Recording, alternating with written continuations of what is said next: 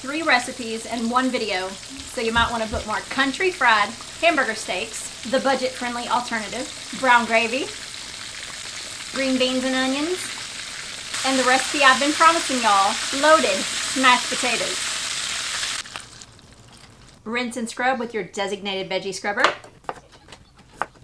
Cut into cubes. I've been wanting to do the viral smashed potato salad, but JG said, can we just do a fully loaded smashed potato instead of a potato salad?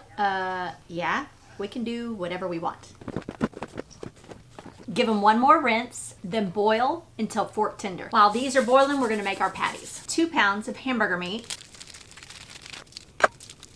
Wash your sister. We need to add this to the grocery list. Beef bouillon. This is a buttery garlic shallot blend. Black pepper. Your favorite Creole or Cajun seasoning. Salted butter.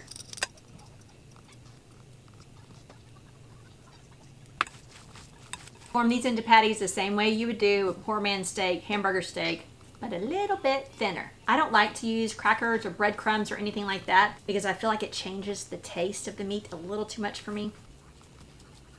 And let's talk about the difference between chicken fried steak and country fried steak. The batter is exactly the same. The only difference is chicken fried steak, white gravy. Country fried steak, brown gravy. Set up our dredging stations, flour, milk, or you could use buttermilk, egg, a touch of hot sauce. To your flour, your favorite Creole or Cajun seasoning. Pepper and garlic powder. I'm going to add this to my milk and eggs. Dust with your flour first. This will help your crust adhere to your meat. Then your liquid. This meat will fall apart easier, so you have to be more careful with it. Back into your flour.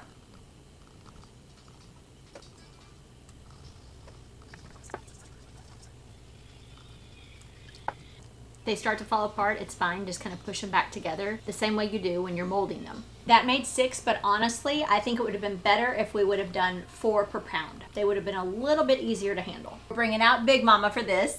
Fold her up. Add your cubed potatoes. Smash them down. Season with salt and pepper. Since these are already cooked, all we're wanting is to crisp them up. We're gonna pop them in the oven. Well, I'm popping them in the barbecue pit at 450 until they're nice and crispy. Be right back. 3 pieces of bacon cut into lardons. All that means is tiny little pieces or strips.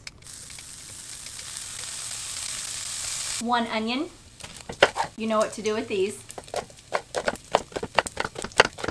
Once your bacon gets nice and crispy, set aside. Add in your sliced onion. I have some fresh green beans that I needed to use because they were just about to go bad. Chicken bouillon, black pepper. You can omit this part if you don't want it spicy, but if you'd like a little bit of heat, add a little bit of red pepper flakes. Add just a touch of water. Cover and allow them to steam just a bit. I'm going to move these to my other burner, allow them to continue cooking while I make the gravy. Typically with brown gravy, you would use your meat drippings, but since we don't have any meat drippings, we're not going to worry about it. I'm going to show you an easy way to make brown gravy without all that. We're going to start with some cold water, and we're going to add a couple tablespoons of cornstarch. You want to use cold water so that it dissolves easily. I would typically use a little Worcestershire sauce with mine, but I just use the rest of it. But also add beef bouillon, probably going to need more than that, garlic powder, and onion powder. That's it. Stir and allow it to thicken. Of course, the Wash Your Sister sauce would have made it a little bit darker, the color that I prefer my brown gravy, but that's okay. Give it a taste to see if you need any more beef bouillon. I'm going to set this aside and allow it to simmer on low until we're done. I used this for bacon this morning. I'm leaving it. It's fine. It'll add a little extra flavor. Heat this to 350. Take your crispy potatoes and put them in a bowl. To our potatoes, salted butter. 2. Allow the butter to melt. Your favorite Creole or Cajun seasoning. Some cilantro, stems and all. Sour cream. And I have a new Tupperware dish. Freshly grated sharp cheddar. And our bacon bits. carefully add this to your oil. The tips for your crust not to fall off are to make sure that your grease is at 350. You also want to use a wired rack to help get rid of some of the excess grease. Don't overcrowd your pan because it will drop the temperature quite a bit. You can also add cornstarch to your flour for a little bit of a crispier crunch. The other is to allow your patties to set a bit and allow that flour to absorb the moisture.